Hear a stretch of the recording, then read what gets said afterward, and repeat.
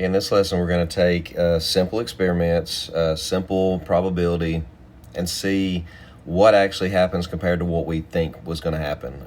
Theoretical and experimental probability. First problem says a fair coin is flipped 50 times, landing on heads 28 times. What is the theoretical? Let's start with theoretical. Okay, so when you have a coin, let me draw a coin. You have either heads or tails. That's the only options. So when you flip a coin, there's two different things that could happen. So I'm going to call this the probability. It says the probability of heads. What is the theoretical? Yeah, of landing on heads. So we're going to call it the probability of heads. We're going to write it like that. The P stands for probability. The H in parentheses just says what we're looking for the probability of. Probability of heads, since there's only two options. Okay, how many out of two times, or how many out of the two options is a success? How many out of the two times is a head? Well, just one.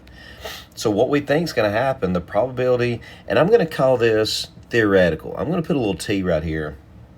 That's just my notation. Put a little T there standing for this is our theoretical. That's what we think is going to happen. Okay, remind you on how to actually change that to a decimal and percent. We can do 1 divided by 2, that's 0.5. Move our decimal over twice. That's a 50% chance. 50% chance of heads, 50% chance of tails. Okay, now let's talk about experimental. We actually performed this experiment. Now, is it always going to happen exactly 50% of the time? No. In our experiment, and I'm going to call this the probability of heads, I'm going to put a little E down here because we're going to perform an experiment. We performed an experiment and we flipped it 50 times. Okay, and how many out of those 50 that landed on heads, which is 28, is our experimental probability. If you actually divide that again, 28 divided by 50, I believe you get 0.56, which is 56%. So that's really close. And we know that in the real world that what we think is going to happen, we can kind of predict it, but it might not be exact. So we think it's going to happen about 50% of the time. It actually happened 56% of the time. So I'm going to put that on my little graph down here. So each of these tick marks is 0.1, 0.2, 0.3, 0.4, 0.5, and 0.6.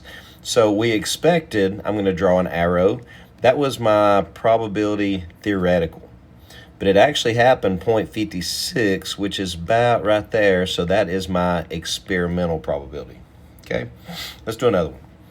A standard 6-sided dice is rolled 60 times. Now let's go ahead and skip to the end and let's do the theoretical probability first. Okay, we're looking for the theoretical probability of rolling a 4. What is the chances that we're going to roll a 4? Now, first step is to see how many different ways that you can roll.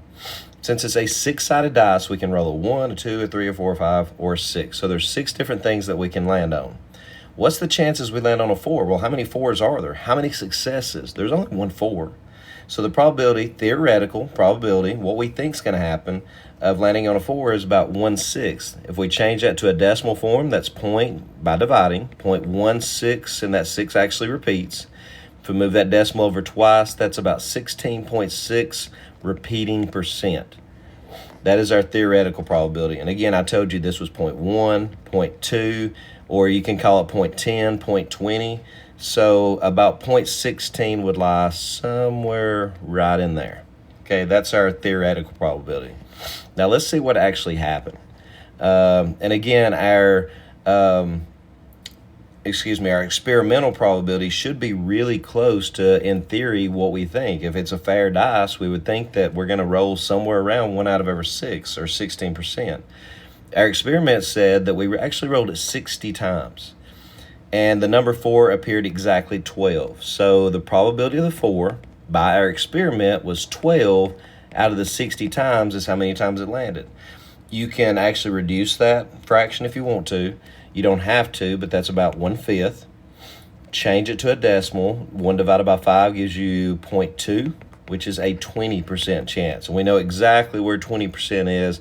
Our experimental probability is exactly right there. So what actually happened, we got a 4 more times than we thought we was going to. We thought it was only going to happen about 16% of the time. It actually happened 20% of the time. Okay, let's do one more. A spinner is divided into 4 equal sections, and there's the color of the 4 sections, and it does matter that they are equal sections, okay? What is the theoretical probability of spinning green?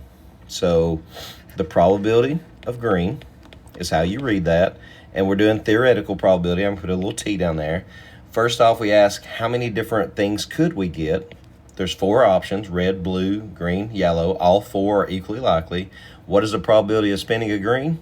There's only one green, 1 out of the 4. And hopefully you know what that is as a decimal percent. We can do 1 divided by 4, which is 0.25. That's a 25% chance. Again, 0.1, 0.2, 0.3, or we could call it 0.10, 0.20, 0.30, 0.25. The probability, theoretical probability of green will be exactly halfway between. Okay, that's a 25% chance. Okay, let's see what actually happened. The spinner is spun 80 times, so this is our experiment. Let's compare our experiment to what we thought was going to happen. We spun it 16 times, we spun it 80 times, and 16 out of the 80, that's just a fraction form, is how many times we got it. That's going to be, if you actually divide it, 0.2.